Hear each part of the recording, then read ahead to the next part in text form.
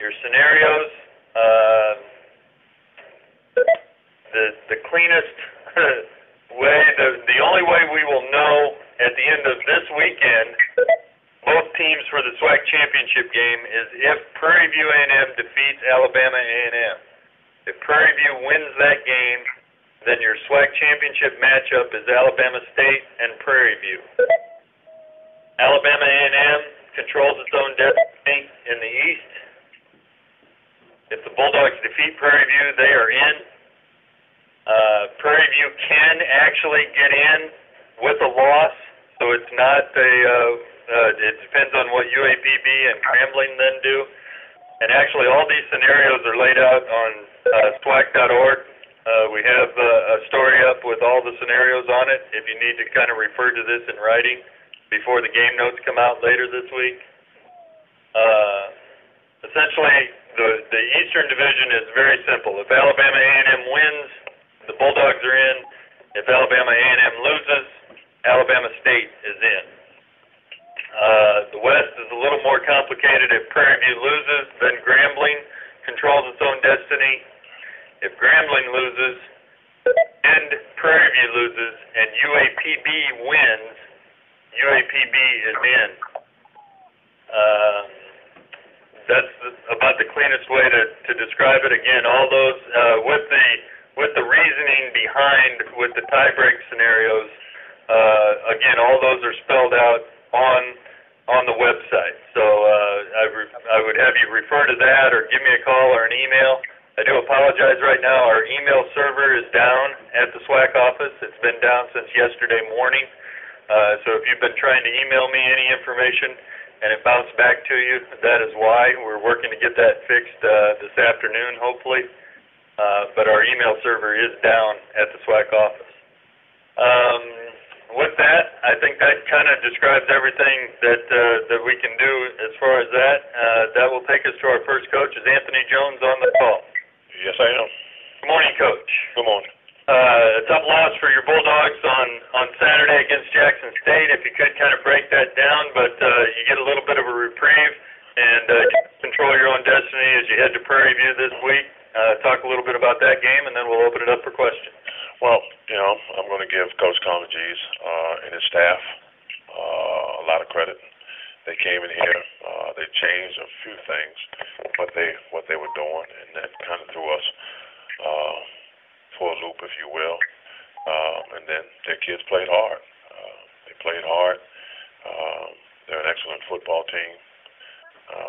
We kind of jumped out early on them, and kind of had things going our way in that first quarter. And then, we had to keep settling for field goals, and I think the kind of backbreaker was when we got the ball on the 6-yard line and end up having to settle for a field goal, and we end up missing that field goal, and they were able to, not missing the field goal, there was penetration. They were going to block it, probably going to block it, and we pulled it down and decided to run with it, and we got tackled, and I think that was a real momentum swinger or changer. Then they brought Casey in, and he had a great day, and we weren't able to stop him. We had him bottled up a few times, and we just made a ton of mistakes. When you're playing a good football team, which is what Jackson State is, you make mistakes, they make you pay, and that's a sign of a good football team. And our kids kept fighting, but we couldn't make plays. They made plays, and and that was the difference in the ball game. So again, I commend Coach Collegies and his staff, and he has an excellent football team. They were ready to play, and they beat us. So we thought it was over, so to speak, as far as the rating was concerned. But as the game was wearing on, we got news that there was a tight game going on between Southern and Alabama State, and when the game was over, at the end of the game, we heard that Alabama State had lost, and once again, we were still in control as far as having a chance to compete for the Eastern Crown. So we were very thankful.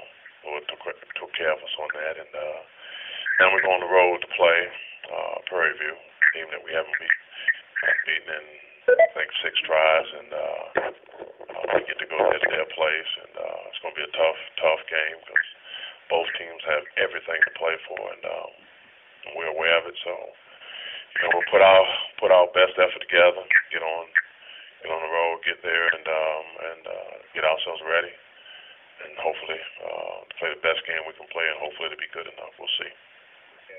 We'll open it up for questions for Alabama A&M head coach Anthony Jones.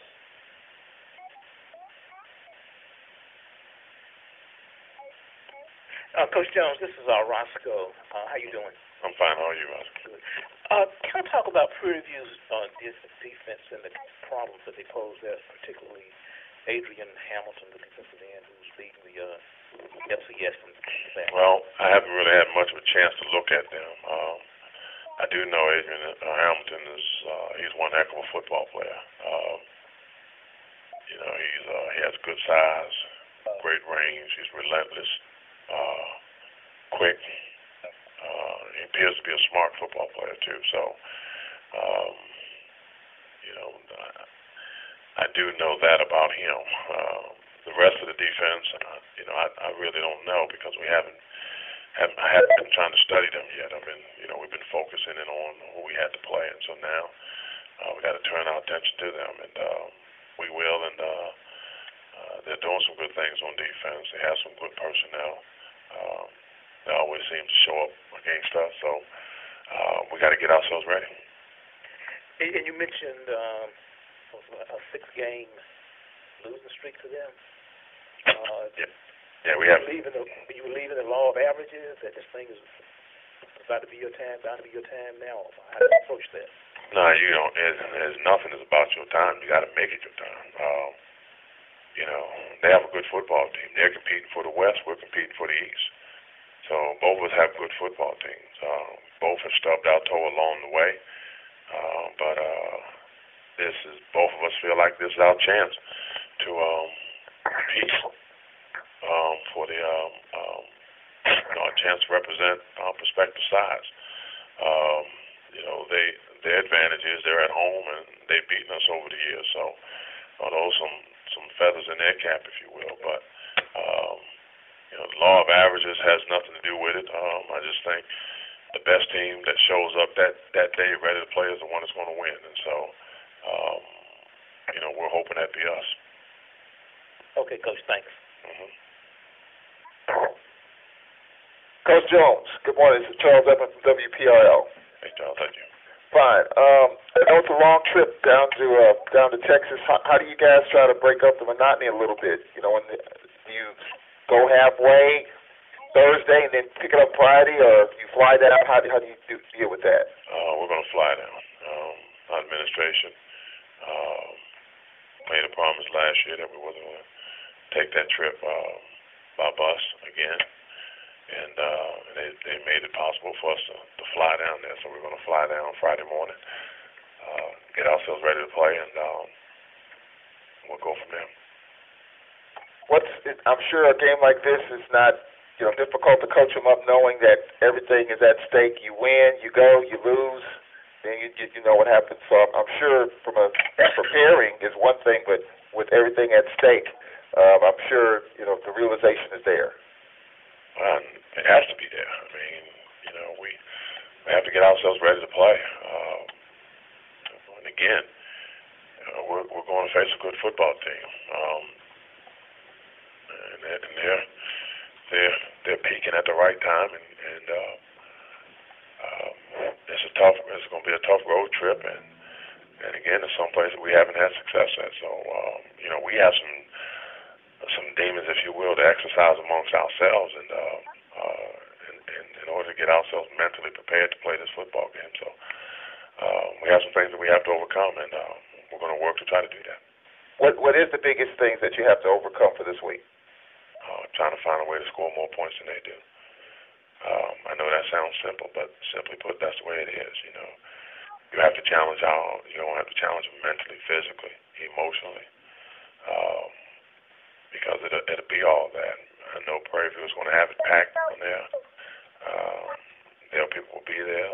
They'll be emotionally high, and all those things we're going to have to fight through to try to find a way to score one more point than they score, and that's really what it's going to be all about. Hello? You're fine, Coach. I'm sorry. That's it. That's all I have to say.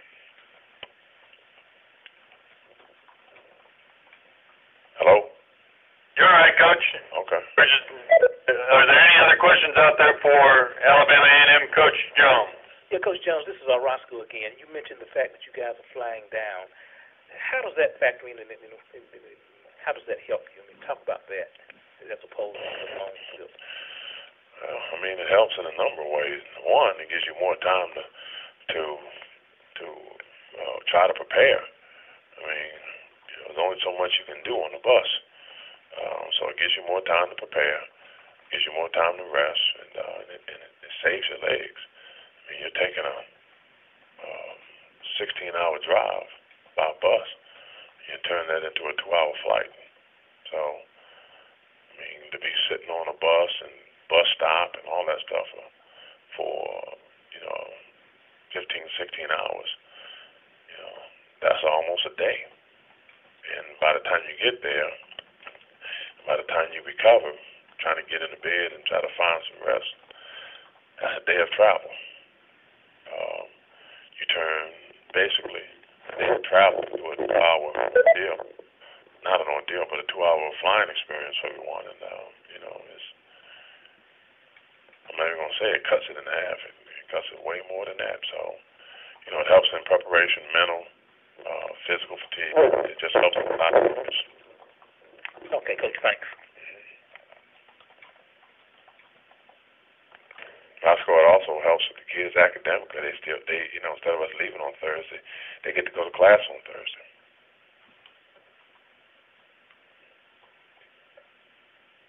Coach, we appreciate the time this morning, as always. Good luck on Saturday, and we will, I'd say we'll talk to you next week, but we won't talk to you next year. Absolutely. Okay, thanks, Coach. That brings us to Alabama State head coach Reggie Barlow. Is Coach Barlow on the call? Yes, sir. Morning, Coach. Morning. Tough loss for your guys against Southern on Saturday. If you could kind of recap that. You don't have a game this week, but you've got the Turkey Day coming up. If you could talk a little bit about Tuskegee and the tradition around the Turkey Day Classic, and then we'll open it up for questions.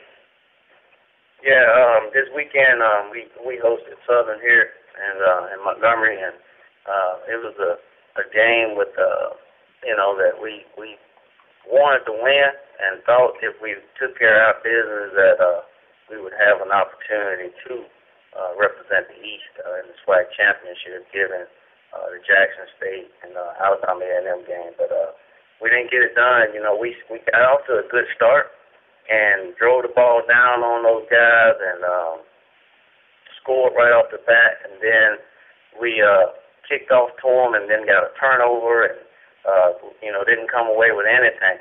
Missed the field goal, and that kind of swung the momentum for them, and they took advantage of it. They played well. Watching them on tape, I really like Southern team. I think they got some really good athletes there, and we tried to overemphasize to our guys the magnitude of our game.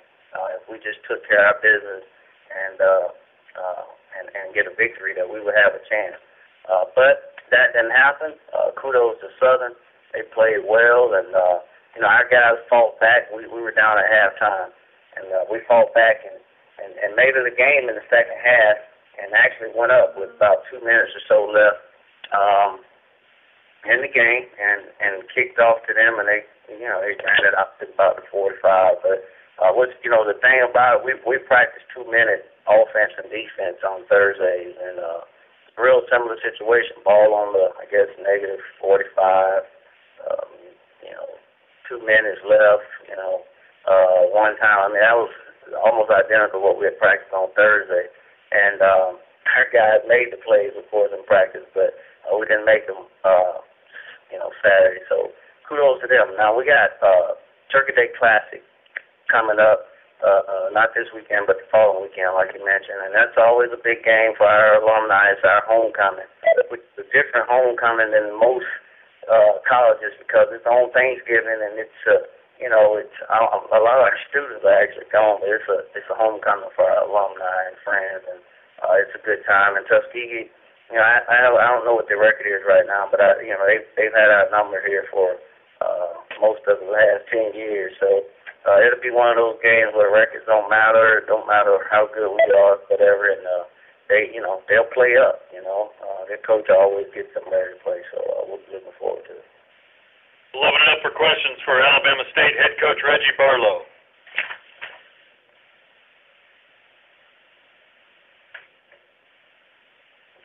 Yeah, Coach Barlow, this is Roscoe Nance. How you doing? Doing good. Good. I'm writing in Hamilton from Prairie View, the defensive.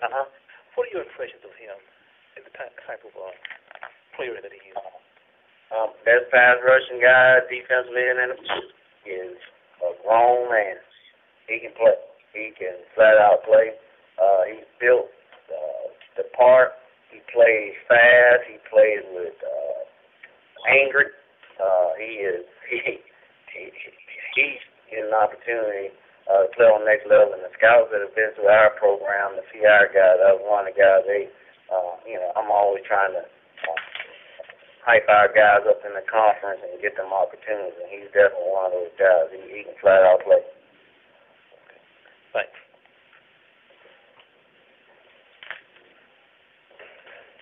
Coach, talk a little bit about it. You're heading into a bye week, coming off a disappointing loss where you feel like you probably left something on the table a little bit. How do you get your guys ready for, a big rivalry game, even one that's non-conference, but one that your alumni certainly put a lot of emphasis on? Yeah, we'll bring people back and old players and let them talk to them. And there's some stuff going on with us dedicating our football complex to Eastern Markham. So we'll have a lot of people here around the city, and we'll have them talk to them, and they'll be ready. We got a good group of guys, and they were devastated after that loss on Saturday. And it's a great, great learning lesson for our team and the coaches. That, when you got it in front of you, you got to step up and get it done. And, we'll just continue to overemphasize to them how important all these games are. And this one here, the Turkey Day Classic, is a huge one for a lot of reasons. And we'll get them ready to play. It'll be, senior day for our senior guys and their last home game. So we'll get them ready to play. Coach Ty Miller from Sheridan Broadcasting, good morning to you. Good morning. Come in. Coach, the fact that Tuskegee's had somewhat of a down year, does it take any of the luster off the game? Maybe from their fan perspective, I don't know, but that game is one where the records, I grew up in Montgomery, and I used to go to that game when neither school was winning, and it would be a lot of people there. So, of course, that was a long, long time ago, but just over the years, if the weather is nice and there ain't no rain or anything, it'll still be a lot of people there because of the parade and then, the game. And it'll still be a big game for both universities. In comparison to the Magic City Classic, how does this one stack up? What are the differences and similarities? Well, as far as attendance, the Magic City Classic blows this one away. I'll be honest with you, the Turkey Day Classic was always my favorite because I grew up in Montgomery and I grew up, which is crazy, a Tuskegee fan. But I've always enjoyed that one just because of the homey atmosphere. You got family members there, and so that's always been a little bit different. But the Magic City Classic is an event, and the Turkey Day Classic hasn't quite gotten to that yet. In terms of your outside chance to make it to the SWAC championship game, Coach, what are your thoughts on that? Well, I'm real frustrated because, one, we had an opportunity to take care of business when we played it, and you win that one, you win, per se. And then an opportunity this past weekend to seal it. And Jackson, we played all the teams, and I thought Jackson State they're outstanding. They're really good, and I figured that they would, that they would play well. Tommy does a great job with his team, but it is what it is at this point. We're gonna try to focus in and get ready for Tuskegee, we'll see. I know Prairie View's playing well. Alabama A&M coming off a loss, and they're flying out to Houston. That's gonna really help. We've been flying there, and it definitely helps as far as your legs and all that stuff. So that might be the one that is for. Thank you, Coach. Yes, sir. Any final questions for Coach Barlow from Alabama State? Coach, we appreciate the time. Good luck on next Thursday against Tuskegee, and we'll talk to you next season. Thanks, sir. Okay, thank you. That brings us to Alcorn State University head coach Melvin Spears. Is Coach Spears on the call? Coach Spears. Good morning. How are you? Good morning. Doing well, thanks. Thanks for joining us. Sorry, that was on my side. I apologize. Okay, it's okay. Coach Melvin Spears joins us. Coach, if you could talk a little bit about the Prairie View game from last Saturday, and then you got a big one with the Capital City Classic coming up on Saturday. If you could talk a little bit about Jackson State, and then we'll open it up for questions. Well, Prairie View came in, and Coach Northern and his group did an outstanding job with some outstanding players. I thought we were in the ball game for a long time. We went in at the half, could have been 14-13, but we go in 13-7. We were controlling the game a little bit. But on the other hand, he got two outstanding defensive ends that I think that is as good as it gets. The two guys at Jackson is outstanding. Southern has one, but number 45, Hamilton, he's a really good player. And after a while, it took our toll. We got a couple guys injured inside, and they started running the football. But overall, it was we got a good old-fashioned butt kick in there right down the stretch there when they started running that thing out. It was after a couple of our guys got injured. If you could talk a little bit about Jackson State and the Capital City Classic. Well, Coach Carmagees has done an excellent job over there at Jackson State. Jackson State has excellent personnel. It's going to be a tall order for us. When you look at their team on tape, it tells you they got folk in every position that compete to the high level, and that's what the Southwestern Athletic Conference is all about. They hadn't been ranked number 1 or number 2 in the poll for all year to say that they didn't have great players, and they have great players. So we got our work cut out for us. And we'll open it up for questions for Coach Spears from Alcorn State. Hey, Mel, it's Ross. How you doing? Hey, Ross, how are you? Good. You mentioned some injuries. You mentioned the defensive ends there at Prairie View, and you had some injuries. Are you expecting a few players out for the game? No, absolutely not. We got a couple guys dinged in on our defense side of the ball, on our internal guys. A couple of our tackles, and then they ran the ball at us pretty good. But overall, the defensive ends of Prairie View just did such a good job. We had to fight, and those guys can really play. How do you said again, you mentioned the Prairie View defensive ends. The ones at Jackson State have been pretty good, as you mentioned before. How do you anticipate slowing them down? Well, we got a couple of different ways we can do a number of different things against them, but I think our two guys are going to be up for the task as well. That's really what it's all about. 54 and the other kid, LeBeau, are really good players as well. So every week you're going to see those kind of individuals. I just think it's going to be a tall order for us. We got to raise our game up to the next level in order to be able to compete with these guys. And tell me, Melvin, you start Keon Sweeney on the line? Yeah, Keon Sweeney would be one of our inside people on the inside that knows a great deal about those guys over there. Was over there for a long time, had a chance to come over here and major in a curriculum that obviously they didn't have over at Jackson State, which is a graduate student who's doing a good job for us as well. What does Keon play for you? He'll be the right offensive guard. And just tell me how, what this game maybe means to him. Well, I think it's going to be like any other. He's over here. It's an all-corn Jackson State game. And certainly he might have a little mixed emotion, but I doubt it. The main thing is that we coming in to put our best foot forward. It's going to be the record's really not going to matter in this ball game. It's all about who wants it the most, and it's certainly going to be up for the billing to see who comes out on the long end of the stick. And Melvin, you guys were high expectations coming in the year. You sit at 2-7. When you look back on the year, on the season, Melvin, what kind of went wrong for you? Where did it go wrong? I don't think anything went wrong. I think all you can do is come out and compete day in and day out.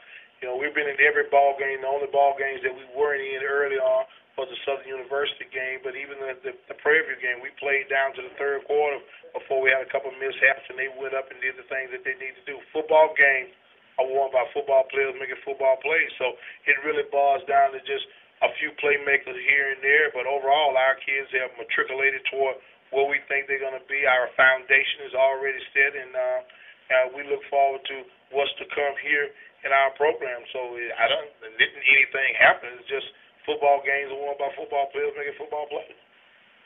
What do you foresee as the future to the Jackson State Alcorn series? There's been a lot made about the Capital City Classic going back to Alcorn. What's your idea? What do you think should happen? In all actuality, I hadn't even really talked about it. Our president has a committee that's put together who's handling that part of it. And right now, my task is really just to get our team ready to come in there and compete on Saturday. So at this particular time, until I look at the economics parts of it, look at the logistics of it, then I'll be able to give you a little bit more information about one way or the other. But right now, hadn't had a chance to even talk to the president about it as well. And lastly, Melvin, what are your thoughts? There's some rumblings over there, from alumni about this year being so down, and they're kind of down on you. What are your thoughts on alumni who already kind of, after 1 year, don't want you as coach? Well, the bottom line is I'm an alumnus as well, and no one wants to see Alcorn win no more than I do. But the thing about it is, if you go back and look at our history, we hadn't been very successful for 18 years, and certainly when you lose 17 players off a team that went 5-6, what could your expectation be other than just start the rebuilding process? I think we have some outstanding young players that have showed great promise. It's just a matter now just keep matriculating, keep bringing in the kind of guys that we want to play in our program and be competitive every week. The thing that's real glaring is that with the fact of starting 10 of 11 guys that never played before and 9 freshmen on outfit, it says a whole lot about our competition factor because we were in every single ball game. So I think our guys have done a good job. They're working hard. They're just going to continue to get better every week. And the thing about that is that Rome wasn't built in a day. And if you look around the country, even some of the best coaches, even Nick Saban and those guys didn't come in and all of a sudden end up in the championship game. But I think we're working toward what we're doing, and it's just a matter of time before we be there.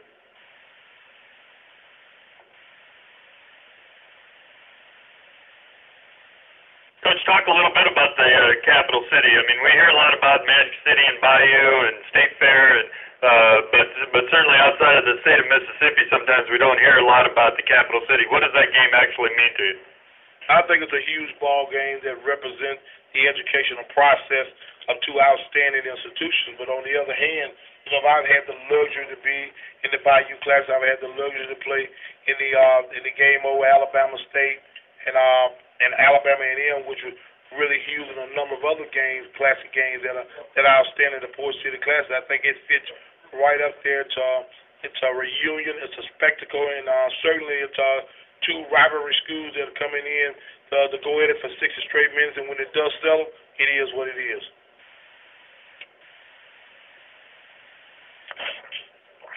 Any final questions for Coach Spears from Alcorn State? Coach, as always, we appreciate the time this morning. Good luck Saturday at the Capital City, and we'll talk to you next season. I really appreciate it, and thank you. Okay, thank you. That brings us to Arkansas Pine Bluff head coach Monty Coleman. Is Coach Coleman on the call? Yes, I am. Good morning, Coach. Good morning.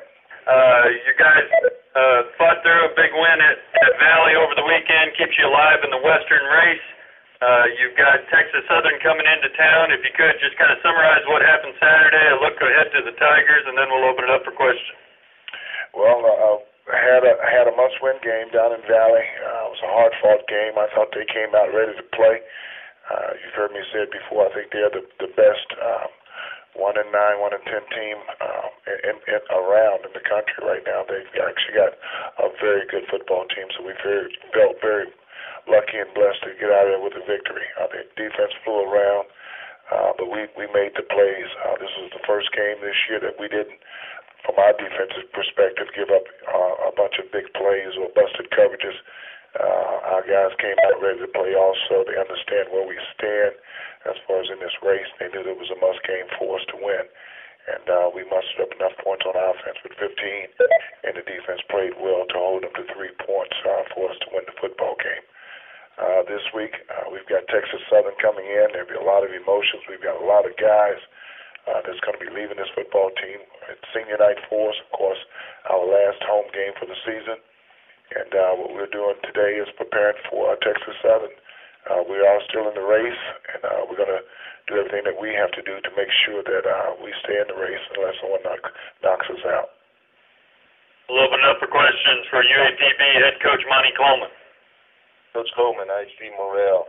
How much will having home field advantage against Texas Southern help you in what's kind of basically a playoff game for you?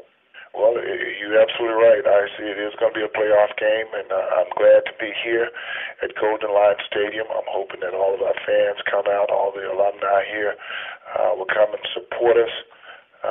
It's going to be a special night for us. I mentioned that it is senior night, so being here at home in front of our home crowd, I think it's going to be an added advantage for us. But the other thing that we've got to do is do it on the field. And that's the thing that we're preaching to the kids. Yes, of course, we love playing here at Golden Lion Stadium, but the thing that we've got to do is come ready to play.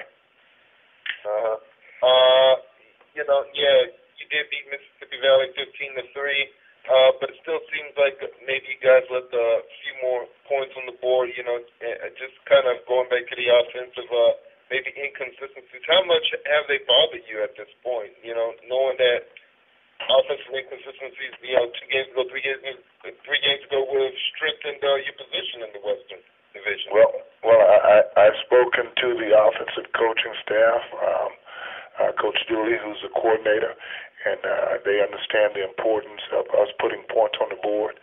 A lot of our guys on the offensive side of the balls were the ones that was tagged with the suspension. So with 2 games and 1 game suspension, they came back a little sluggish this last week.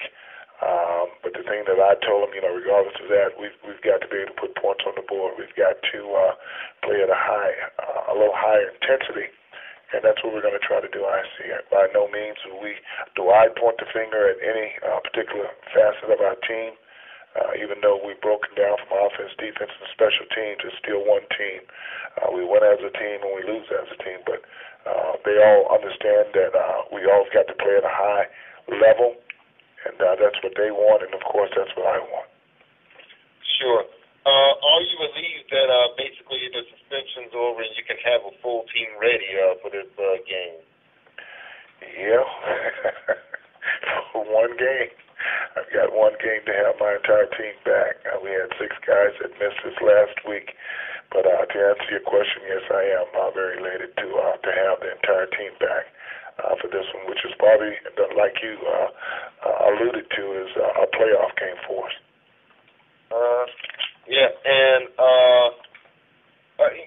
Where is Texas Southern strongest on the football field, you think?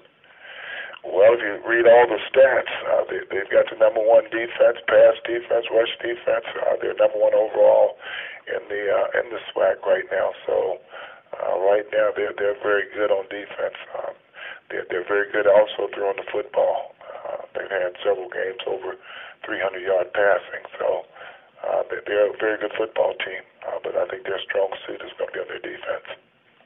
Yeah. Are you amazed that you're still in the race at this point, given everything that's happened, given, you're 5-5, but have a chance to be 6-5?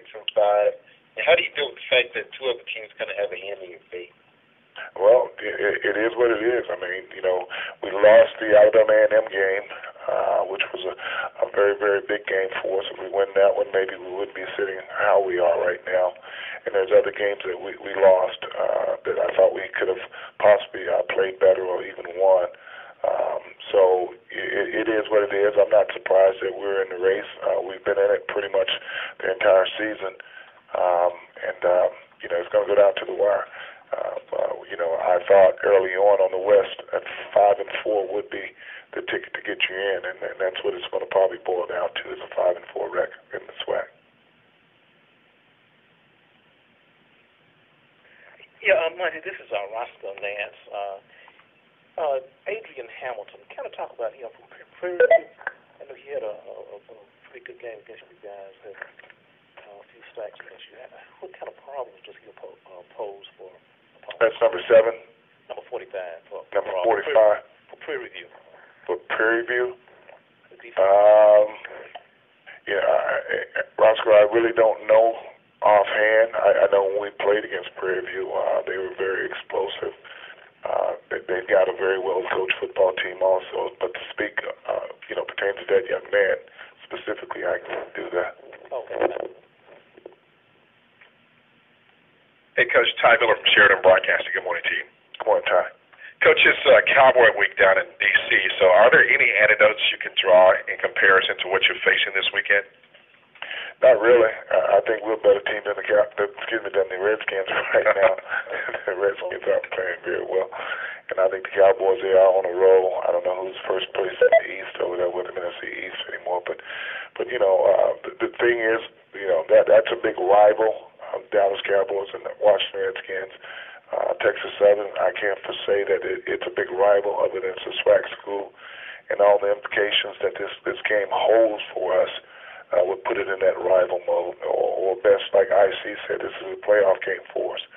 And, if we lose it, we go home, we win it, we've got a chance. So there's a lot of importance in this game, a lot of things that's riding on this game, and the thing that we've got to do is come ready to play. Both Grambling and Prairie View need to win for you not to have a chance. So you've seen stranger things happen. So before kickoff, what do you think you'll say to your team? Basically, just do what we do. Go out and play football. The thing that we've got to win, the number one thing that we control is the way we play. I can't control how Grambling's going to play. I can't control how Prairie View's going to play. But we control how we play, and that's what we're going to do this week. We're going to prepare ourselves just like we have all season with a little more intensity because of the importance. And with that, when we win this game this weekend, then we've been and done our part. Now we've got to let the other drivers drive their cars. Of course, Grambling's got a 2-week span with the Bayou Classic, and of course this one with Prairie View and Alabama A&M this week. We'll know after our game is over. I think they've got a 2 o'clock kickoff, and we've got a 2:30, so they'll finish a little bit earlier if it's a regular game. So we'll know something from that game right away, and then we'll have to wait another week to see what Grambling does. Okay, thank you, Coach. Yes, sir.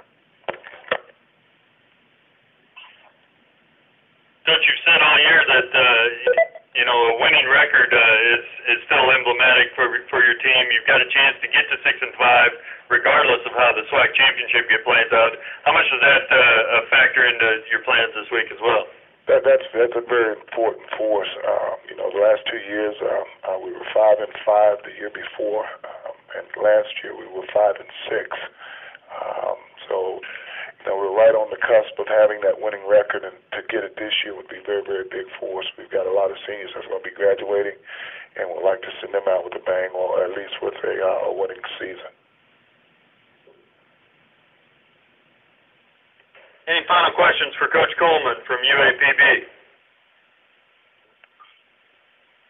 Coach, we appreciate the time as always. Good luck this Saturday against Texas Southern, and we will talk to you next season. Thank you very much. All right. Thanks, Monty. Thank you. That brings us to Grambling State head coach Doug Williams. Is Coach Williams on the call? Yes, he is. Good morning, Coach. How you doing? I'm doing well. How are you? Doing well. Can't complain. Good. An exciting victory for your Tigers, coming back to beat Texas Southern, staying alive in the Western race. If you could kind of summarize that game, and then you've got a week off, but we'll talk about the Bayou Classic this week as well. Well, I guess the good thing about this week game has been like the last couple of weeks. We've had to fight and claw and find our way back in order to win the football game. Being down and, which I think speaks to the character of these young kids who all year long has, never given up. And to come back to win 5 in a row the way they did, speaks volume for how they played. and talk a little bit about Southern and the Bayou Classic. You've got the week off, but certainly implications as far as the SWAC championship game. Well, at this stage, we got a couple weeks, like you say. We really haven't gotten into the game planning mode. We do know for Grambling and Southern, this is the biggest game of the year from a rivalry standpoint, kind of like the Alabama State and Alabama A&M. And I think Southern this past week pulled off one of the biggest upsets in the conference, kind of like what we did last week in Jackson. And they went to Montgomery and pulled out an upset. And I'm sure that upset, was something that Coach Jones over at Alabama A&M was glad because it kept them back in the race and giving them opportunity to go to Birmingham. And that's the good thing about this conference. I think what we have seen in this conference is a lot of parity, and the fact that it boils down to 2 weeks, either 1 week or 2 weeks, of who goes to the championship game, because the two guys that play this week, Prairie View and A&M, could settle who might have an opportunity to play in that game. We'll open it up for questions for Grambling State head coach Doug Williams. Hey, Coach Williams, this is Morris Dillard at the Southern Digest. How you doing this morning? I'm doing well, Morris.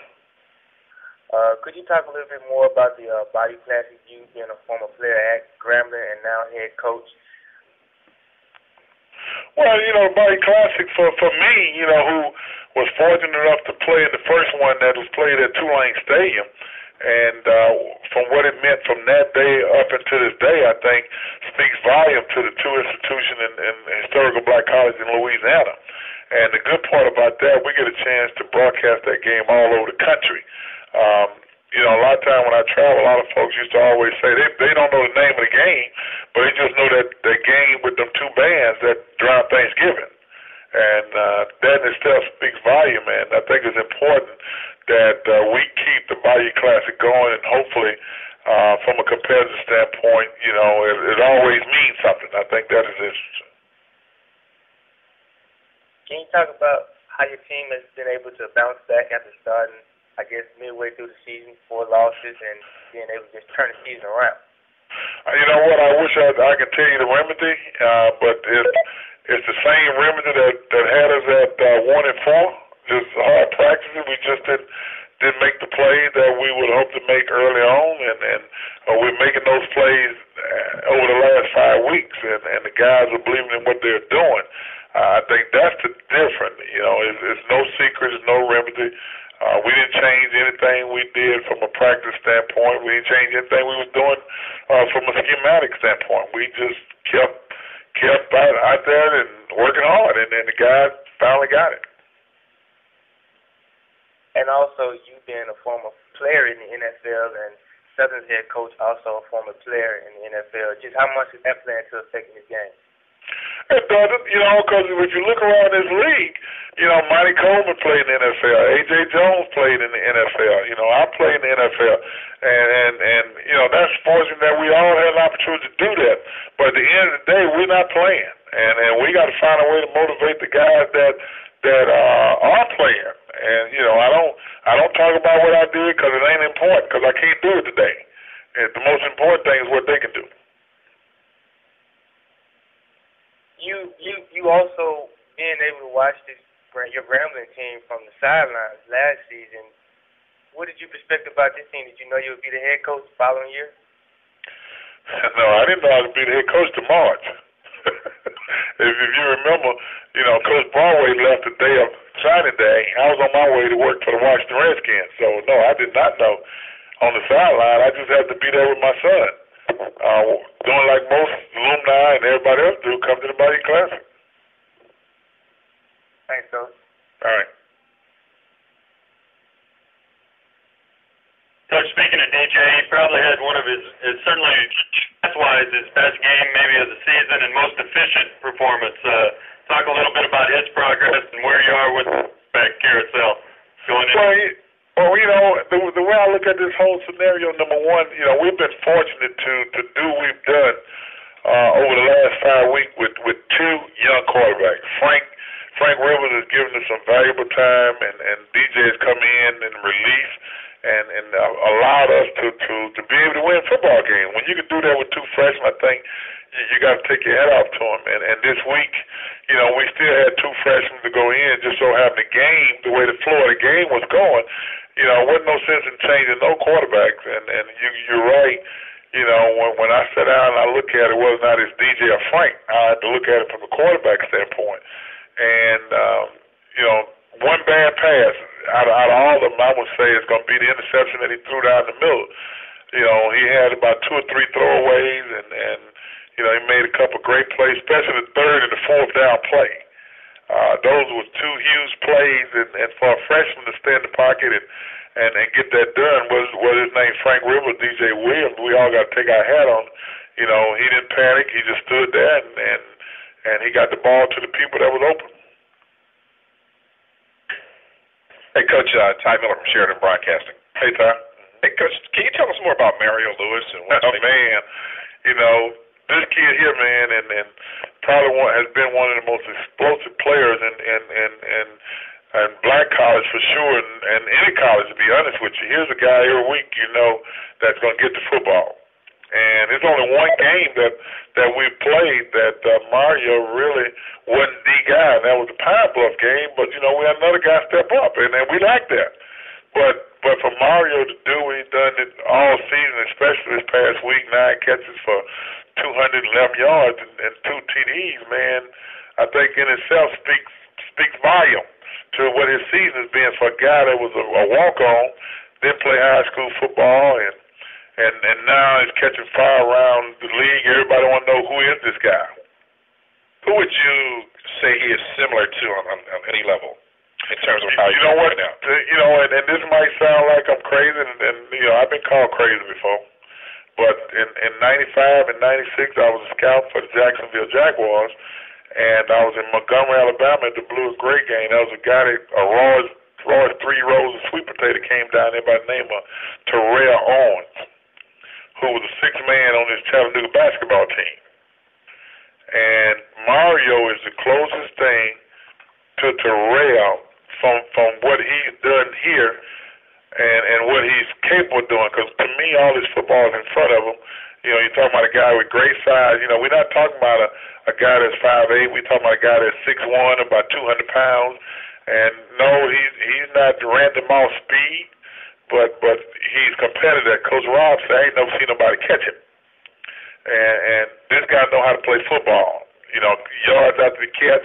And those are things that as scouts you look for. Size, toughness, able to break tackles, run around, and make the tough catch. And Mario did it all. Thank you, Doug. All right.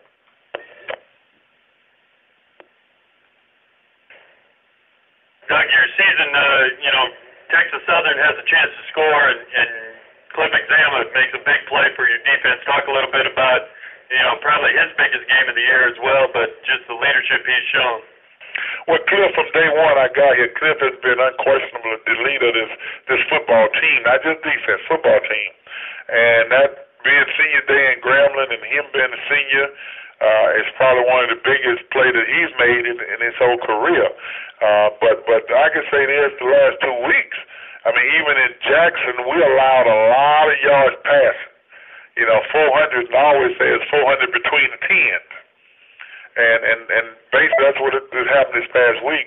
They moved the ball up and down in the field, but when it got down the red zone around that 10-yard line, it got a little tough. And our guys just kind of muscled up and made sure that we kept them out the end zone.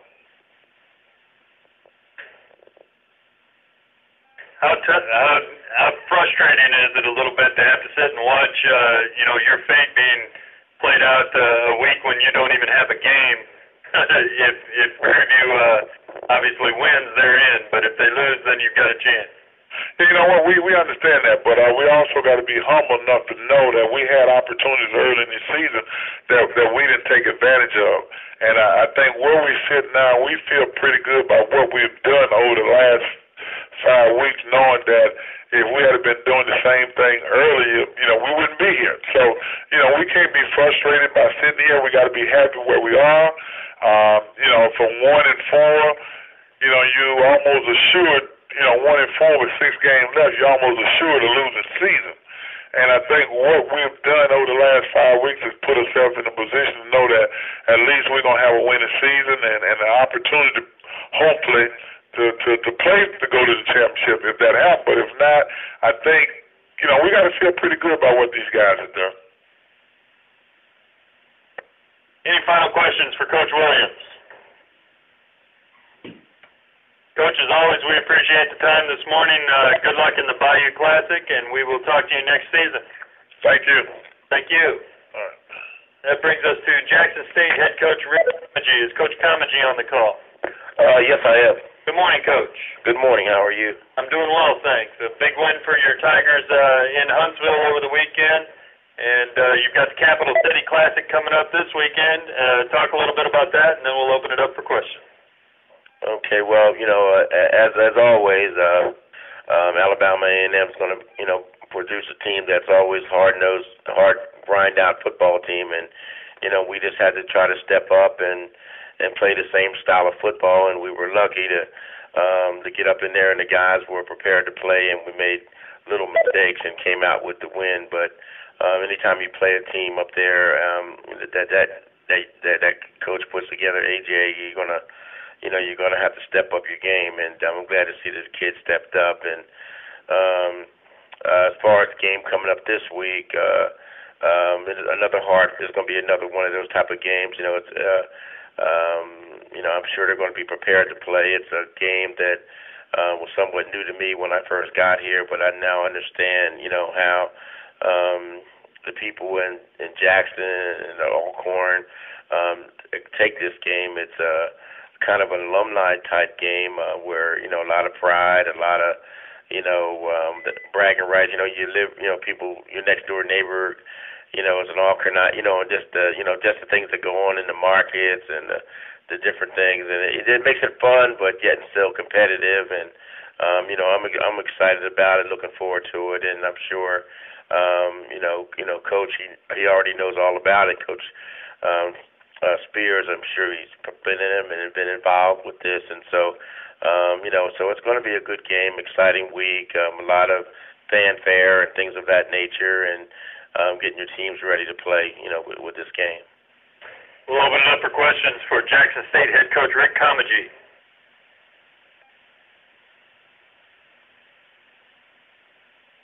Coach, good morning. It's Charles Evans from WPRL.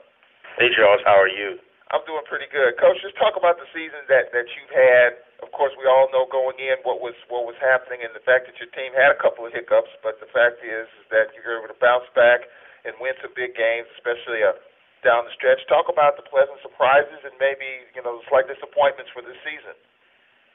Well, anytime you lose, it's always a disappointment. I don't think there's ever a game that you lose that it's not, disappointing, because you work so hard throughout the week and you work so hard in preparation for the season that when you drop one, it's always, it sticks in your goal. So it's not, I don't think there's any particular game that will come up that I could ever say that I was pleased to lose. But I was elated with the way the kids were able to bounce back after some, letdowns, and be able to bounce back and still play football. They've been through a lot. This group of guys, as far as practice time and the things that they've had to go through, but yet still, I'm just very pleased how they stuck together. They enjoy playing football. It's good to be around a group of guys who just enjoy playing the game, knowing that there's nothing at the end, for them, but yet still just enjoy being together and going out there and laughing and listening to the locker room. And, they're getting the best out of it, and we're trying to make it the best for them as we would want to do for our sons, and that's what I'm trying to do for them here, is to make it the best situation possible under the circumstances and let them enjoy the game that I enjoy so much, and that's the game of football. And so, and I'm really proud of them. Every season has sort of a defining moment, one way or the other, despite and how the season goes at the end. When did you think during the course of this season that you felt like you had something pretty special going? Well, I thought even from the start, I felt we had a pretty good football team. If we could drive it and steer it right, we had talent. We had a talented quarterback, and we had some guys on defense that matured and grew up, and the secondary that grew up a little bit. Our inside linebackers damaged us a little bit last season, so we only can go 8-3. We couldn't really, we just wasn't mature enough last year. But I thought we were come of age a little bit. Though we got a lot of people coming back next year.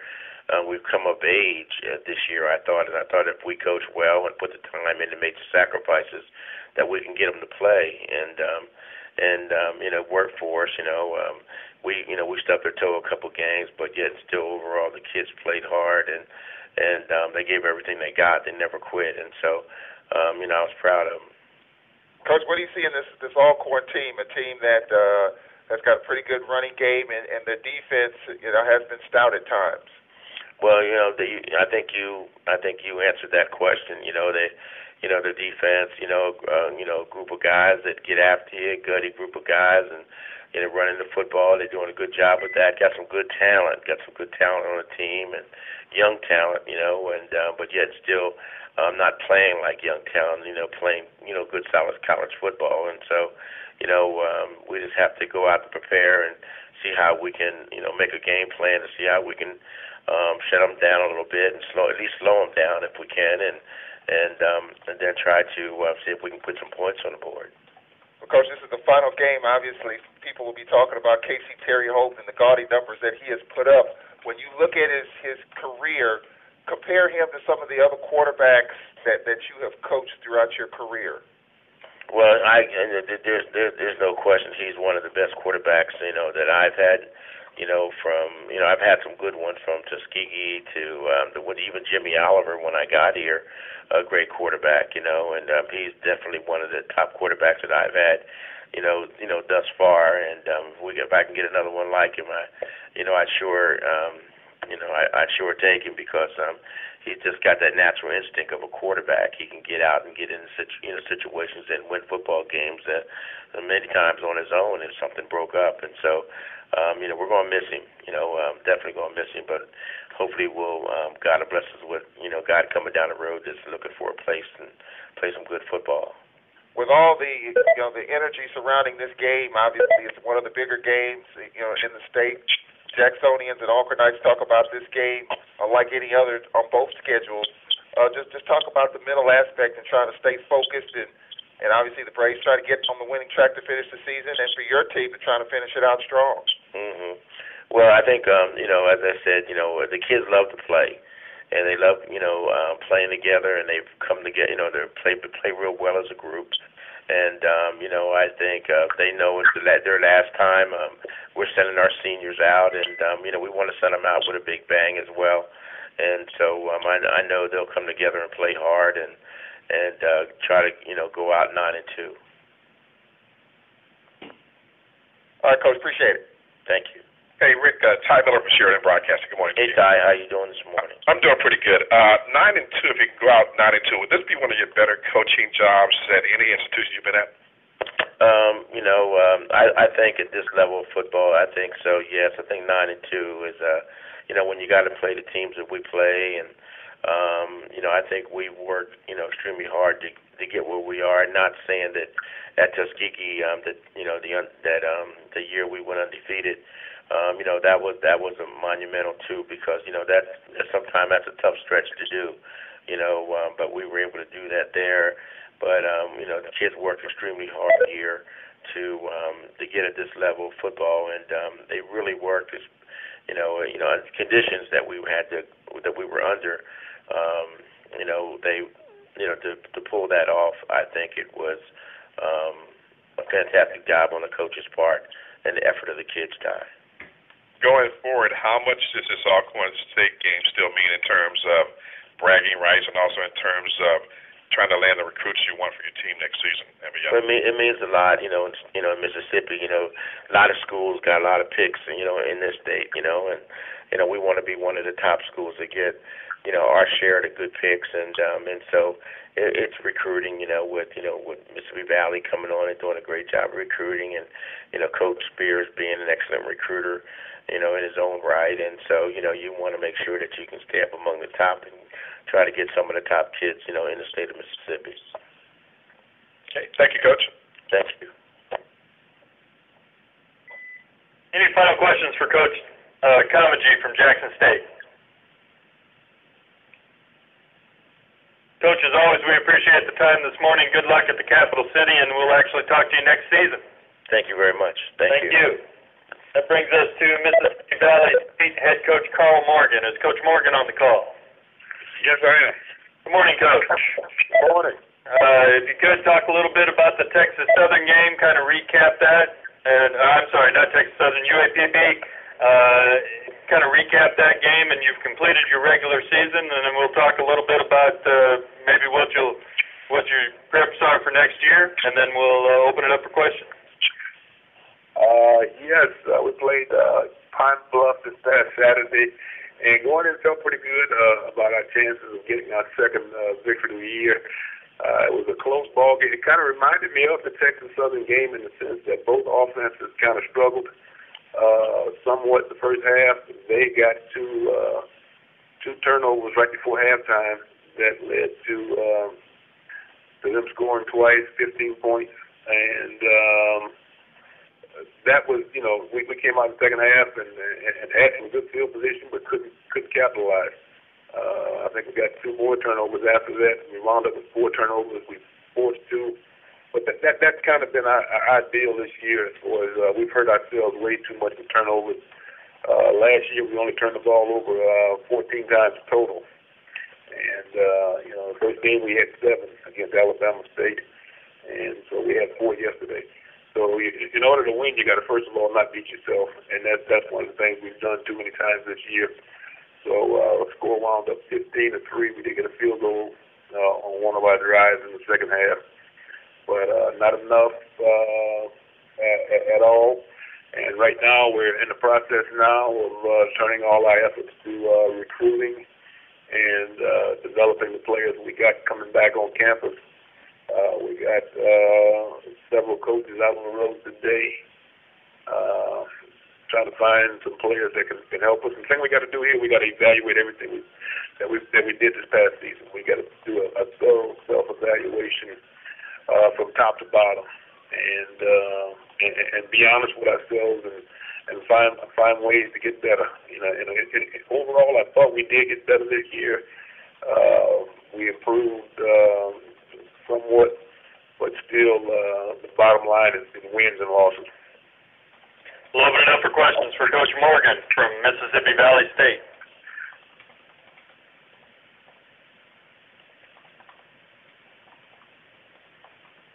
Coach, it seems strange to maybe call a 1-10 season, any kind of, any semblance of success, but certainly, like you mentioned, your Delta Devils, you got to feel that this program's headed in the right direction. I think it is. I think we're on an upward swing, but it's a steep slope, it's a slippery slope, and it's going to take a lot more hard work. And I think the thing we got to do, we got to enhance our talent here. We got to get bigger, faster, stronger. Like I said, we got to do a better job of coaching. We got to look at some things off the field as far as class schedules and all that kind of stuff that came up this past year more so than we did last year. As far as players missing a lot of practice time. So there's a lot of things we got to, nutrition, food, supplements, all kind of things we talked about, and the weight room, and things we got to look at and really find ways to get some edges and to make ourselves better. But overall, we won one game, which is one more than we won last year. Like we were really trying to get 2. 2 would have been real good for us. If we could have got it Saturday, we weren't able to. But I think we're headed in the right direction. Like I said, there's a long way to go, but I think we're making progress.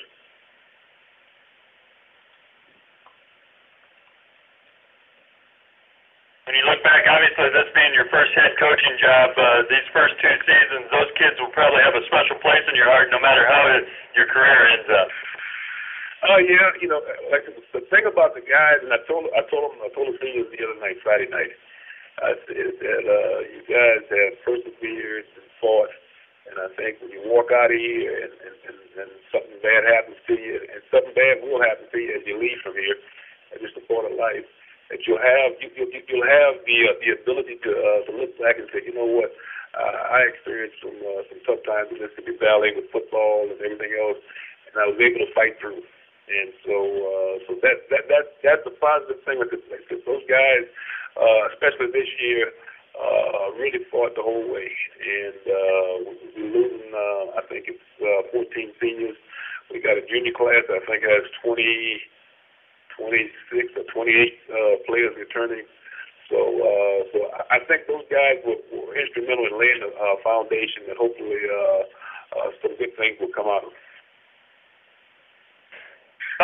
Talk about the specific areas where you mentioned recruiting, and talk about the specific areas where you've got to make improvements at each position. First of all, we lose our punter and our kicker, who was the same guy, Carlos Sanchez. So we got to go out and find us a punter, and we got to find us a consistent good kicker. That's the first thing we got to do, special teams wise. Offensively, we got to improve on the offensive line. I think we got to get better there. We got to find some guys that are bigger, stronger, and we got to get some speed on offense. We lose Paul Cox, who's our best football player. We got to get the speed at the receiver spot. Running back, we decent this past year. We got to still look for a home run hitter. Quarterback spot, we got to be more accurate. We ran the ball better this year, but our accuracy at the quarterback position was not very good. And then on the defensive side of the ball, we lose three guys in the secondary, and we've got to get better in the secondary. We got to get better. We gave up too many touchdown passes. We got to become more aggressive. We got to get it covered in the secondary. Linebacker wise, we got to get better at linebacker. We lost a couple of linebackers to graduation, and we've got to bring in some guys that are going to be quarterbacks on the field. On the defensive side, the defensive line, we got to get some pass rushers. We got to beat the rush the passer and beat somebody on a regular basis on in a one-on-one situation. So every spot needs to be upgraded, and like I said, we got to coach better. It's a total team deal, and we can do that. We can improve our talent base, coach better, not turn the ball over. I think we'll have more than one win next season. You hit on, Paul Cox, obviously, maybe just because of the way the team record didn't get some of the recognition maybe that he deserved. Talk a little bit about him as a receiver and just his talents and skill level. Yeah, he did, and part of the problem is we couldn't get the ball to him. We couldn't protect long enough, or when he was open, we couldn't be able to shoot him. And anytime we threw it up, it was close. 9 times out of 10, he came down with the ball. And I think, there's been at least 25, 26 NFL teams that have been through here throughout the course of the year. And so he will get a shot to play in the NFL. I don't know if he'll get drafted. I doubt it. But he'll get a shot to play somewhere. And that'll be good for him because I think he deserves it. And I think, like I tell every scout that comes in here, he will go to camp and be competitive, and he won't embarrass you or himself in the camp.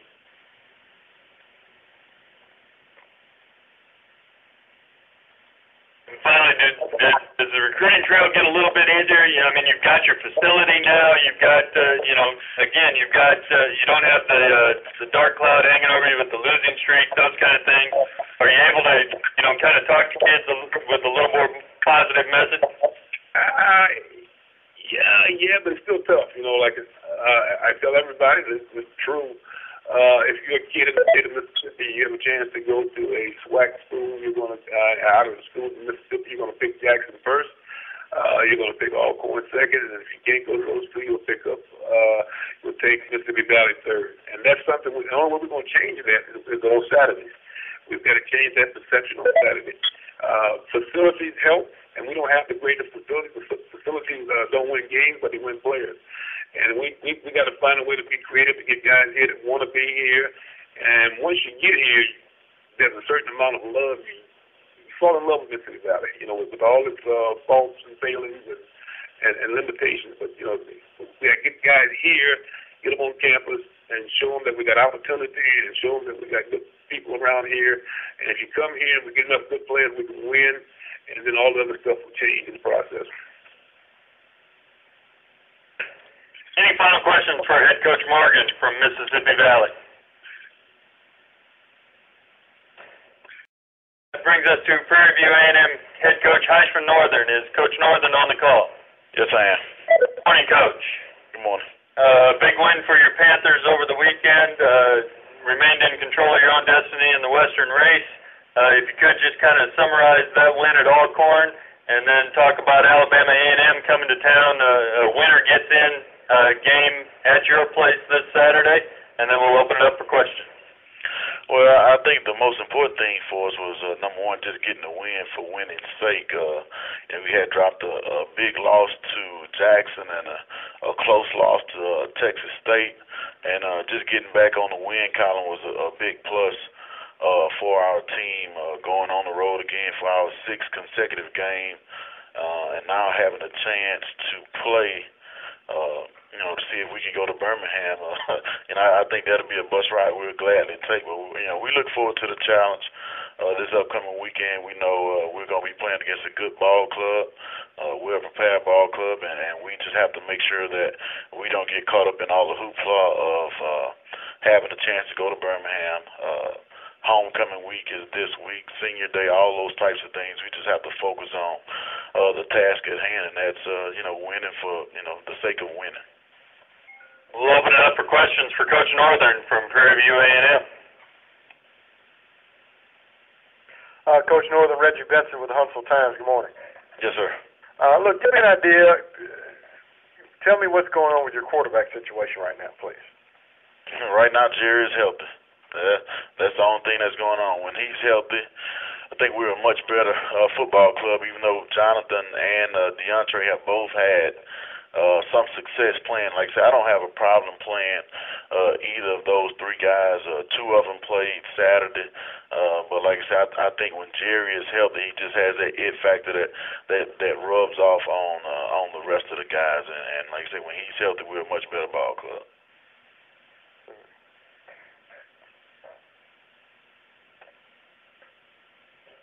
He still made some freshman mistakes, but like I say, he still, I think, in our opinion, he gives us a great chance to win anytime he plays. What's his biggest strengths, Coach? Just him being him, to be honest with you. It's not that he has the strongest arm. He's not the most mobile guy. He's just a playmaker, and nothing rattles him. If he throws the interception, he'll may say a curse word, and then he's right back ready to, get going with the next play, the next drive, the next throw, and like I say, he has that it factor. He could probably, play on our basketball team and be successful. He could probably go out there and play baseball and be successful. He could probably be the SGA president. He has that type of personality and that type of ability to motivate and get those around him to do better than what they're doing.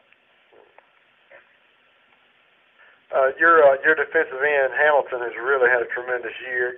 Talk a little bit about him, and really he's the guy that jumps off the screen, I understand, based on what some of the coaching staff has told me to him when they look at you on film on defense. Yeah, he's a transfer from Texas Tech, and he's done an outstanding job basically since he's been here.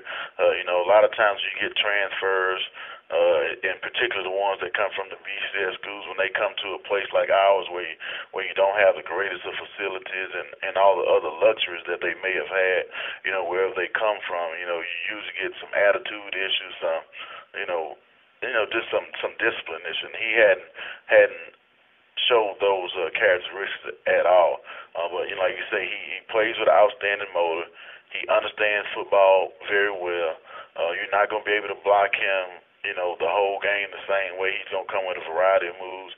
And then when he arrives at the quarterback or the ball carrier, he usually arrives in a very bad mood in most instances. I think that's what makes him such a good football player. He plays with a very high motor. Your impressions of A&M, obviously that Saturday's game wasn't one of their better ones, but your impressions of A&M as you kind of prepare for them this weekend? Like I say, you know what you're going to get. You're going to get a defense that's going to try to take away the running game, make you throw the ball faster than you want to on offense. They have a good running game, in my opinion.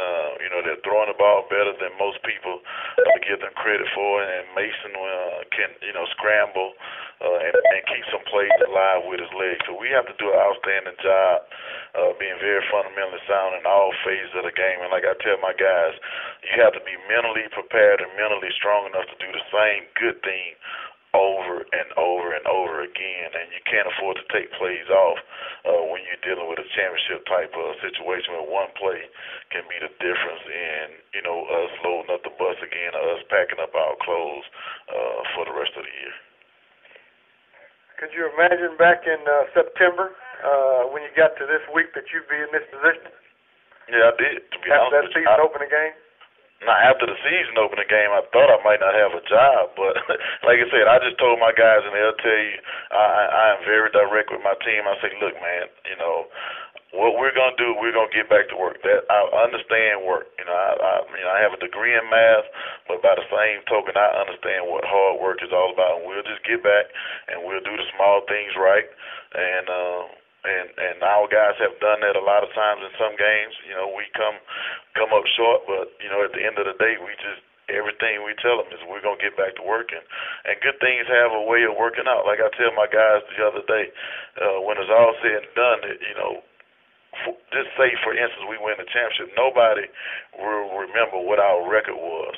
Nobody remembers what Green Bay's record was when they won the championship last year. Nobody remembers what was the Giants' record when they beat the Patriots in the Super Bowl. All they know is who the championship team is, and that's what I'm trying to get my guys to focus on. And we just talk about winning one in a row. You win one in a row, and everything else sort of falls in line. One last question, Coach. How many games has Jerry started here in recent games? Because I know he's been kind of in and out. Yeah, the first game that he came back and started was the Texas State game, and that was last week, and then he started the Alcorn game as well. And both of those games, I want to say, we've had over 400 yards of offense. And now, granted, we've been able to run the ball pretty good, but that's a big part of him being a better quarterback. The best friend a young quarterback can have is a good running game, and we've been able to give that to Jerry the last couple of weeks. Terrific. Thank you very much. Yes, sir. Yeah, Coach, this is Roscoe Nance. How are you? I'm doing fine. Good. Talk about Hamilton. Last week he had 5 sacks. Well, last year he was splitting time with Quentin Spears and Jarvis Wilson, and it may have been one other defensive end that we had. They were all rotating in and out.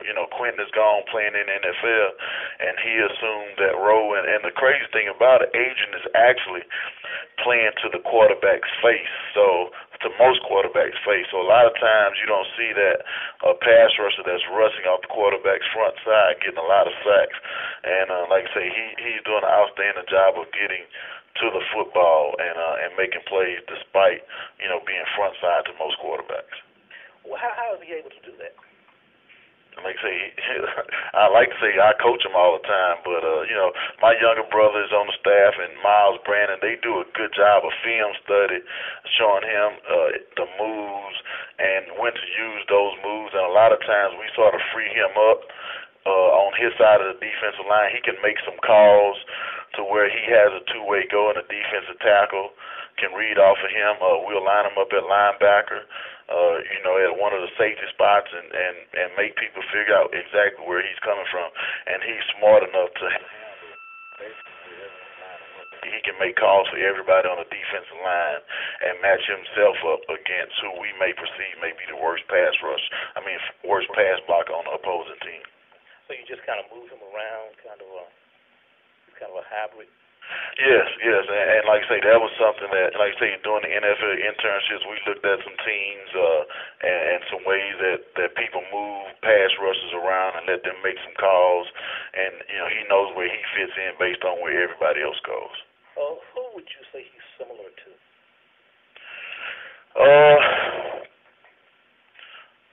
It's hard to say Mathis, because I think Mathis may be a little bit, well, he definitely was more explosive as a first-step guy, and I was coaching at Grambling when he was playing in the league.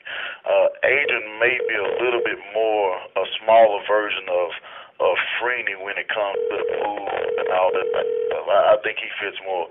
And it may be overstating it, but when you look Welcome to Verizon Wireless. The wireless customer you called Hello? is not available at this time. Go ahead. By your calling when you look at the variety of moves that he has, you know, the up and under, the bull rush, the spin, the ice kick, whatever you want to call it, he can do any move that he sees somebody else.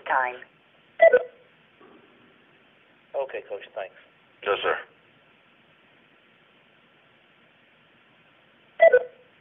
Any final questions for Coach Northern? Coach, we appreciate the time as always this morning. Good luck Saturday against A&M, and we'll talk to you next season. Yes, sir. Thank you. Thank you. That brings us to Southern University head coach Coach Mitchell. Is Coach Mitchell on the call? Yes, I am. Thanks. Good morning, Coach. Good morning. Big win for your Jaguars at Alabama State over the weekend. If you could kind of summarize that, and then even though you've got the week off, we'll talk a little bit about the Bayou Classic, and then we'll open it up for questions. It was a very big win. We were able to start the game and finish the game, which is something we hadn't been able to do up until that point. We had some good play defensively, special team-wise, and offense as well. The fans were there backing us like they've been all year, either on the road or at home. And the guys hung in there, and we were able to pull one out. It's definitely going to be a great opportunity, the Bayou Classic. Alabama A&M and Alabama State had 56,000, a little more to their in-state rivalry. Hopefully, Southern and Grambling will be able to top that and make the Bayou Classic back as being the number one HBCU classic game. So it's definitely going to be a very competitive game, and we're looking to try to string 2 games in a row winning. We'll open it up for questions for head coach Mitchell from Southern University.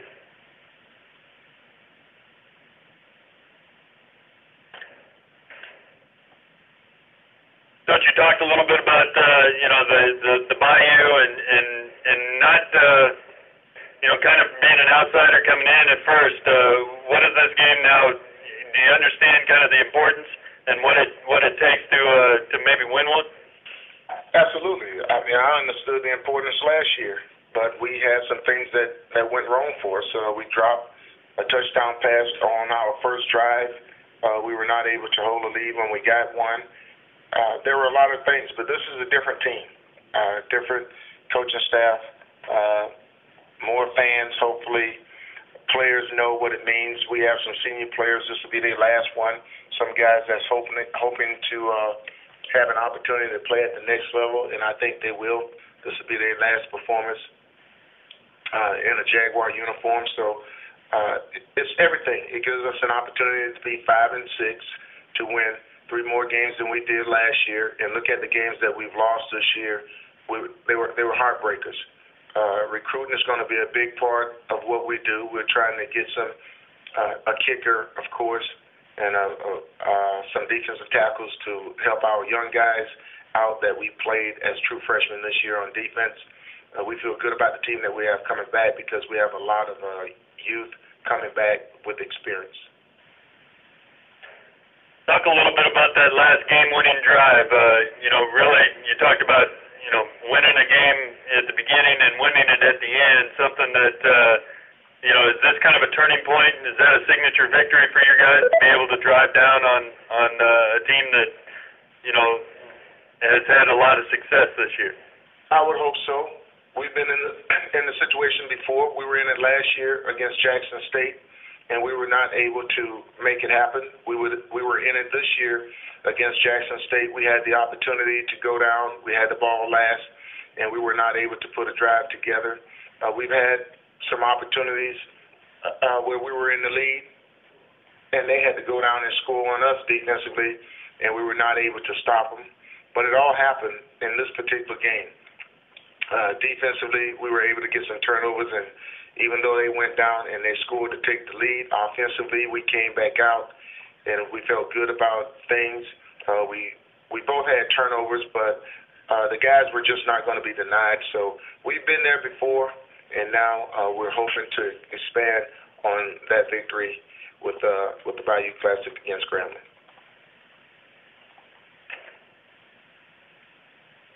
Coach, it's Perrin Keys from the Advocate. How are you? I'm good, Perrin. Yourself? I'm okay. I should have gotten to this at some point last week, but a little birdie tells me that this was not your first trip to Montgomery or to the Cranston Bowl, that you were there for many, many years ago for the Blue Gray game. Do you remember that at all? And what was it like to be back? Yeah, it was awesome. It was great. I was there from the Citadel, of course, playing with some great guys. EJ Jr. being one, who the Cardinals ended up drafted with their first pick. James Brooks, an excellent receiver from Auburn. Joe Delaney, just great backs at that time and players. So it was awesome. But this was sweeter. This was much sweeter because I took some guys there against a team that was number one in the East, and we were able to come out victorious. You, Coach, obviously Dre took a pretty good shot there. Do you know what the extent of his situation is, and if he might be able to, I understand it's early, but if he might be able to be ready if need be in 2 weeks? Well, hopefully 2 weeks will be the magic number.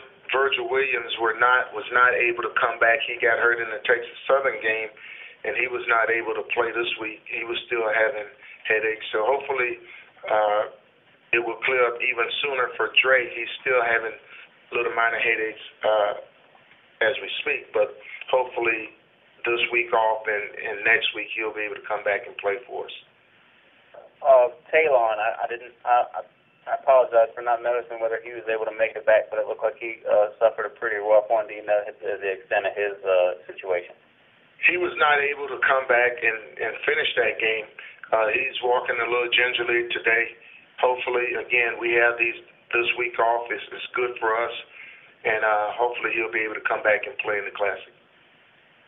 And finally, Jared Green, did he get hurt the week of, or was that the coach's decision at the UNP, or what's the situation? Yeah, that was with Jared. That was just a coaching decision, but hopefully he'll be ready to go. That will be his last game in the SWAC. He will be playing in the HBCU game in Atlanta. So he had a great game against Texas Southern, and hopefully he can finish up well against Grambling. Was there like a I don't know how much you can speak to this, but like violation of team rules or some such thing? Oh no, nothing at all. Nothing that Jared did at all. It was just I wanted to give Charles an opportunity to come back and play, and it was just a coach's decision. And Charles had a fantastic game. I mean, he tried to run with the ball before he caught it, but other than that, I thought he played well. Thank you, Coach.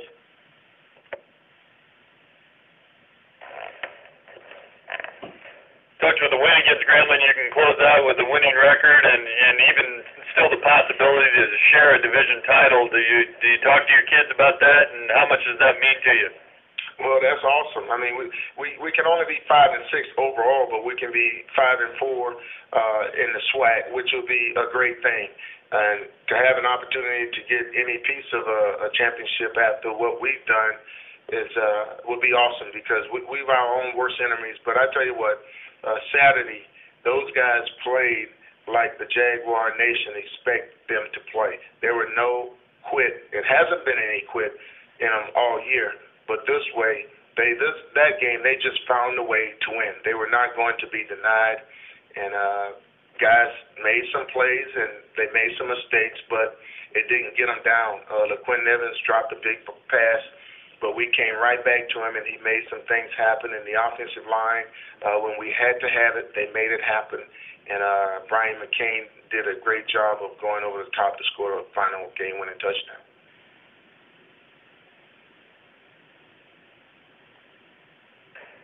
Any final questions for Stump Mitchell, head coach from Southern University? Coach, we appreciate the time this morning, as always. Good luck in the Bayou Classic, and we'll talk to you next season. Okay, thanks a lot. Thank you. That brings us to Texas Southern head coach Kevin Ramsey. Is Coach Ramsey on the call? Yes, I am. Good morning, sir. Good morning. Tough loss for you guys at Grambling over the weekend. If you could just kind of summarize that, and then you head to Pine Bluff to close out your season. Talk a little bit about the Golden Lions, and then we'll open it up for questions. Well, it was a barn burner down there at Grambling, and both teams can look at big plays that was made against them. The game is not reflective of stat sheets and what you do with your yards and first downs, which we kind of dominated that, and had a chance at the end. Had it at the 4-yard line with 2 plays at the 4-yard line going in, and they come up with a sack and a stop. We was all anxious on tiptoes for that ball to get in the end zone. Nevertheless, it didn't. Was kind of victimized by big plays kind of early on defensively, which was kind of untraditional for us all year with the number of big plays we were kind of hit with in the air attack. But hey, nevertheless, was real proud of the guys' effort. Fought to the end and played together, and it was a minute and 45 seconds, and we got it down to the 4-yard line there to get the win, and we went down there and gave the effort, and I was proud of that. Looking forward to this Pine Bluff unit. These guys, they run the ball well. They spread you out in their passing game, and really have a lot of respect for what they do. All of their backs run hard running backs, and they find ways to spread you out in your zone, and the quarterback he's pretty elusive, and defensively, been seeing them versus other opponents. This time of year you kind of see each other as you break down tape, and those guys I tell you what, they're pretty sound on defense with what they do defensively. So we got to get on this road and make this trip and really bring our A game and put forth the finishing effort of what we had this past week. We'll open it up for questions. Head Coach Ramsey from Texas Southern. Coach, I see Morrell, Pine Bluff Commercial. Can you talk a little more about the opportunity maybe for you guys to play spoiler and, for sure, the opportunity of maybe ending their chances of going to the SWAC championship game without any help from anybody else? Well, we look to just, get the win. And, our deal is, is being the best we can and with each one of our opponents. This is a SWAC opponent on our side of the spectrum. And, also, a good football team. So, we look to come in and prepare for these guys with our best. And being a spoiler is just within the Texas Southern unit is us being the best that we can be that particular Saturday. Right. Can you talk just a little bit? I believe this was your first year coaching Texas Southern. Can you just elaborate a little bit on the challenges that you guys have faced, with you coming in when you did, and the situation and everything, and how you guys kind of responded to the challenges that you guys faced all year? Well, look, these guys, and we kept tight, and we started the season off with guys coming together and looking forward to repeating the deal what we did a year ago, and we can only control what we can control, and our guys, I tell you what, I really appreciate guys us staying together, and that's important, and boy, we was in our record is not reflective of how we are with certain ball games. I mean, it's 4 ball games. I'm literally talking about the last play of the ball game, and this is was such a learning year for us. And I know with these kids, just like in the icon of sports, it's certain things that's going to pay off for us before everything is all said and done. Appreciate that. Coach, all year we've talked about your running game, but last week it was Rico Smalls putting up the big numbers in the passing game. Talk a little bit about his development. Well, like I told guys all along, when Rico started this season, for us, when we lost Dantavius Parker and he came in, actually, that was his second collegiate start, Rico, in the championship game a year ago. That was his first collegiate start, and the ascending arrow was just going upward for him. And it still is. He's getting better, game by game, and still the arrow is upward where, it's still some things he can sharpen up on. And but nevertheless, his vision of what he's seeing downfield has picked it up, and he made some connection. He made some accurate throws, and actually, as we came back and broke it down, some drop passes that was involved in that particular ball game as well. And this is the Joe Anderson we kind of expected to see throughout the season? Yeah, I mean, Joe, we knew all along that, Joe always possessed the size and strength, as a threat, and same way with Richard. Richard just a little bit slippery in what he represents, and it was just a matter of us being able to protect and get the ball to him. And, he's the flip coin of what we have at running back. And, it's a two-headed coin, and we look to just be the best we can that day with what people give us defensively with our running game and passing game. In this game, we had to pass it.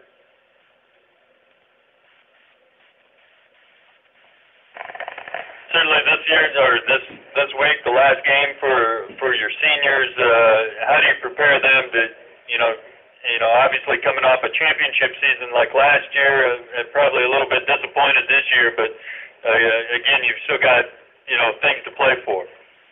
Well, no question. We all been in that venue. Your senior year is a special year, in particular that last ball game. We're 2 weeks away from when we had our senior day here. We played Southern. We really had the opportunity to honor our 20 seniors. But hey, this particular ball game is when that really sets in. It's your last ball game, and you want to go out being the best you can in that particular ball game. And I my hats off to our seniors for how they hung in there, and to see these guys really plug in and stay with it, and they yet to get their degree. That's ahead of them as well, and that's going to top it off. But our seniors has been tremendous for us, and we look to send them out the right way. Any final questions for Head Coach Ramsey from Texas Southern?